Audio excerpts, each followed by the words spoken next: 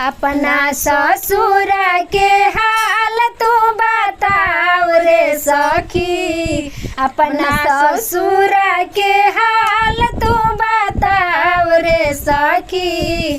जौन सीख के अइलू हमरो के सिखाओ रे सखी, जौन सीख के अइलू हमरो के सिखाओ रे सखी। अपना ससुर के हाल का बताई रे सखी, अपना ससुर के हाल का बताई रे सखी।